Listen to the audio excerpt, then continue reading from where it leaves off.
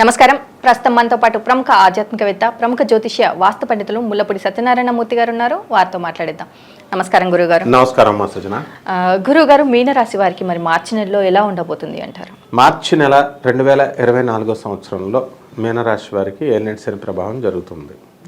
చాలా బాగుంటుంది. అంటే ఏలినాటి శని ప్రభావం తక్కువగా ఉండేటటువంటి రాశి మీనరాశి. అక్కడేమో వదిలేస్తుంది సంవత్సరంన్నరలో మకర రాశికి, మిడిల్ గట్టిగా పట్టుకుంది కుంభరాశిని. మన వాళ్ళని ఇంకా పట్టుకున్నట్టు ఉందన్నమాట. కొత్త ఒక వింతగా ఉంటుంది కాబట్టి కొత్త మోజు అంటాం కదా, అందుకని ఈ మీనరాశి వాళ్ళని శనీశ్వరుడు కూడా మోజుపడి కొంచెమే కష్టాలు పెడతాడు. ఇకపోతే జన్మరాశిలో ఉన్నటువంటి రాహువు, బుధుడు 7వ మార్చి నుంచి జన్మంలో, రవి 14 మార్చి నుంచి జన్మంలో ఉంటాడు.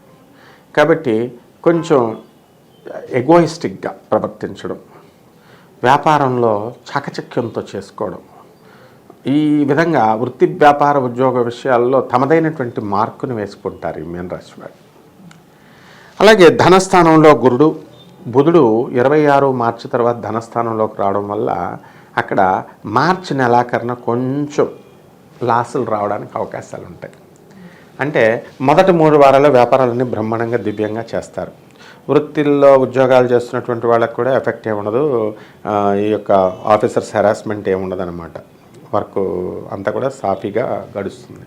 కానీ ఆఖరి వారం దగ్గరికి వచ్చేసరికి కొంచెం మీరు అసహనంగా మాట్లాడటం, వాళ్ళు కూడా కొంచెం వర్క్లోడ్ ప్రెషర్ పెంచడం, ఇలాంటివన్నీ కూడా ఇబ్బందికర పరిస్థితుల్లోకి మీరు వెళ్తారు.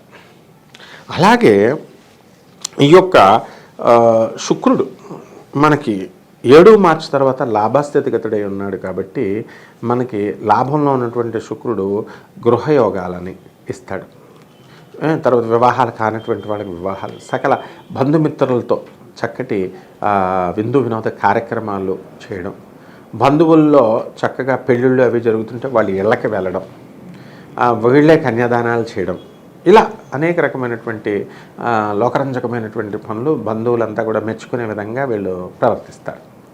అయితే ఈ ఏలినాటి శని ప్రభావం వల్ల ఎంత మంచి పనులు చేస్తున్నప్పటికీ కూడా వీళ్ళకి మనశ్శాంతి ఉండదు. ఎవరో ఒకళ్ళు ఏదో ఒక మాట అనడము, దాని ద్వారా వీళ్ళు మనస్తాపం పట్టము, ఇలా జరుగుతుంది. అయితే ఈ మీనరాశి వాళ్ళు గత ఫిబ్రవరి నెలలో భార్య వల్ల విపరీతమైనటువంటి టెన్షన్స్ ఇవన్నీ కూడా ఉన్నాయి. సప్తమంలో ఉన్నటువంటి కేతుడు భార్య యొక్క అనారోగ్య సమస్య అవనండి, మతిమరుపు అవనివ్వండి, లేకపోతే ఆమె సాధింపులు అవనివ్వండి, లేకపోతే ఫ్రీ బర్డ్గా ఉన్నటువంటి నేను ఈ పెళ్ళైన తర్వాత ఈ పిల్లల గోలేంట్రా, ఈ పిల్లల గోలేంట్రా అని ఈ విధంగా ఉండేటటువంటి ఫ్రీడమ్ పోయింది, స్వేచ్ఛ పోయిందని బాధపడేటటువంటి వాళ్ళు ఉంటారు. అటువంటి వాళ్ళకి ఈ నెలలో రిలీఫ్ దొరుకుతుంది. అంటే భార్య యొక్క వేధింపులు తగ్గుతాయి, భర్త అర్థం చేసుకుంటాడు. కాబట్టి ఆ విధంగా సాఫీగా ముందుకు ఈ మీనరాశి వాళ్ళు వెళ్తారన్నమాట. మరి వ్యాపార పరంగా ఎలాంటి వ్యాపారాలు ప్రారంభించవచ్చు? వ్యాపార పరంగా మనం ఎలక్ట్రానిక్స్ సాఫ్ట్వేర్ వ్యాపారాల జోలికి వెళ్ళకూడదు. అలాగే చక్కగా బంగారం షాపులు, స్వీట్ షాపులు, ఫ్యాన్సీ షాపులు ఇవి స్టార్ట్ చేసుకోవచ్చు. హోటళ్ళు, తర్వాత ఈ యొక్క బట్టల షాపులు, సుగంధ ద్రవ్యాల బిజినెస్లు, gems, cosmetics, beauticians, beauty parlours, ఇలాంటివన్నీ కూడా వెళ్తాయి. టైలర్స్ కూడా చాలా బాగుంటాయి.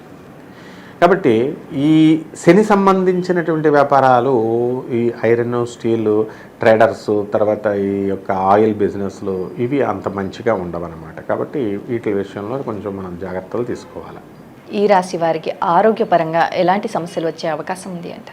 ఆరోగ్యపరంగా మెంటల్ టెన్షన్లు, ఆ తర్వాత కొంచెం స్కిన్ డిజీజెస్, ఇలాంటివి రావడానికి అవకాశాలు ఉంటాయి. అండ్ వీళ్ళ యొక్క ఆరోగ్య సమస్య కంటే కూడా ముందు వీళ్ళ భార్య యొక్క జీవిత భాగస్వామి, వ్యాపార భాగస్వాముల యొక్క ఆరోగ్యం దెబ్బతినడానికి అవకాశాలు ఉంటాయి.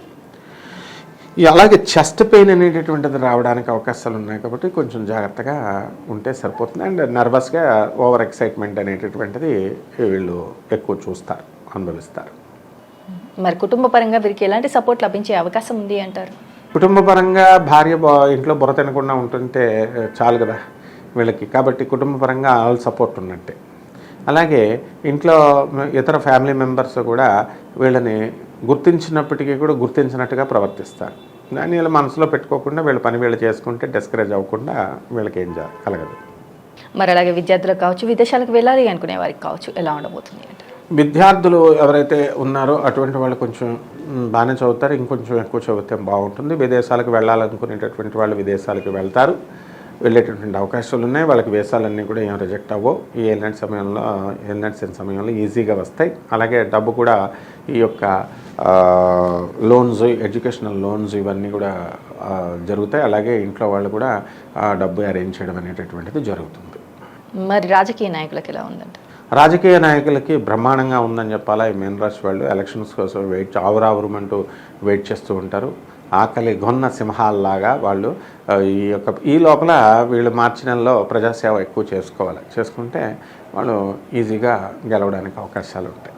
కోర్టు సమస్యలతో బాధపడుతున్న వారు బయటపడే అవకాశం ఉంది అనేసి అంటారా? కోర్టు సమస్యలతో బాధపడుతున్నటువంటి వాళ్ళు ఇంకొంతకాలం వెయిట్ చేయాలా. వాయిదాలు జరుగుతూ ఉంటాయి, కానీ అంత పెద్ద ఎఫెక్ట్ ఉండవు. వాయిదాల మీద వెళ్తూ ఉంటుంది, కౌంటర్లు వేస్తూ ఉంటారు, అండ్ లాయర్లు వాయిదాల మీద జరుగుతూ ఉంటుంది. ఇంకా ఆర్డర్స్ చేతికి రావన్నమాట, ఆనరబుల్ జడ్జెస్ ఆర్డర్స్. వివాహ యోగం కానీ సంతాన యోగం కానీ ఉంది అంటారా?